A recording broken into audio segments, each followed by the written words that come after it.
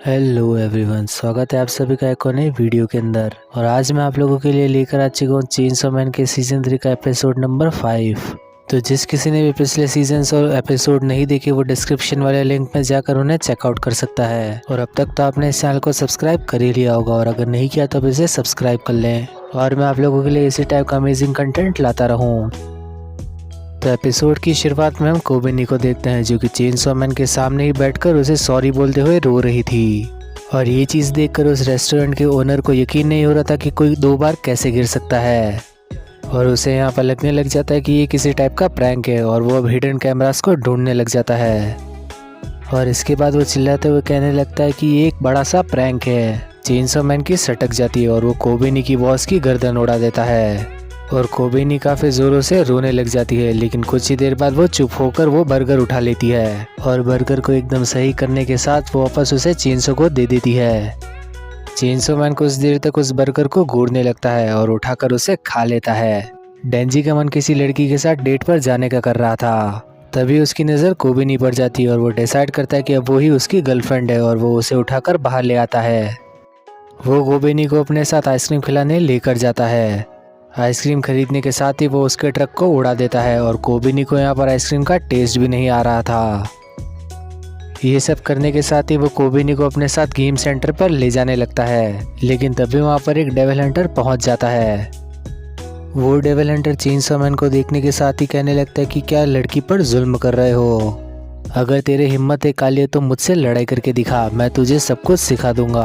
फिर वो कोबेनी को शांत हो जाने को कहने लगता है, लेकिन अगले ही पल चेनसॉ मैन उसे ही शांत कर चुका था और कोबेनी उस जगह पर खड़े होने के सिवा और कुछ नहीं कर सकती थी। इस सब के बाद डेंजी उसे उठाकर कहीं ले जाने लगता है और एक जगह पर ले जाने के बाद उसे पटक देता है। फिर वो वांस वांस चिल्लाने लगता है। कोबेनी समझ चुकी थी कि वो डांस करने को कह रहा है और काफ़ी डर कर कहती कि उस मशीन को ऑपरेट करने के लिए तुम्हें पैसे चाहिए होंगे। और तभी चेनसॉ मैन एक मशीन को काट देता है, जिसके अंदर से इतना सारा पैसा निकलता है कि कोबेनी उसे देखकर हैरान रह जाती है। लेकिन तभी कोबेनी बताती कि उसने ज़िंदगी में आज से पहले कभी डांस नहीं किया, लेकिन फिर भी चेनसॉ मैन उसे धमकाने लगता है। नाचने के अलावा कोबेनी के पास कोई रास्ता भी नहीं था, इसलिए वो डांस करने लग जाती है। कोबेनी के लिए करो या मरो वाली सिचुएशन थी, क्योंकि उसके पास ही में एक डेड बॉडी पड़ी हुई थी और वो डांस कर रही थी। लेकिन अब चेनसॉ मैन वहाँ पर नहीं था, वो वहाँ से जा चुका था, क्योंकि शायद वो कोबेनी से बोर हो चुका था। लेकिन तभी वहाँ पर माकीमा भी पहुँच जाती और वो कहती कि वो उन्हें देख सकती है। और इतनी ही देर में डेंजी ने भी माकीमा को देख लिया था। माकीमा सभी लोगों को बाहर आ जाने को कहने लगती है और उस जगह पर काफ़ी सारे डेविल हंटर्स पहुँच चुके थे। और इन सारे के सारे डेविल हंटर्स को सिर्फ एक ही चीज़ चाहिए थी, और वो था डेंजी का सर, ताकि वो सभी माकीमा के साथ डेट पर जा सके। ये सभी लोग आपस में ही बात करने लग जाते हैं कि मिस माकीमा कितनी ज़्यादा अच्छी है।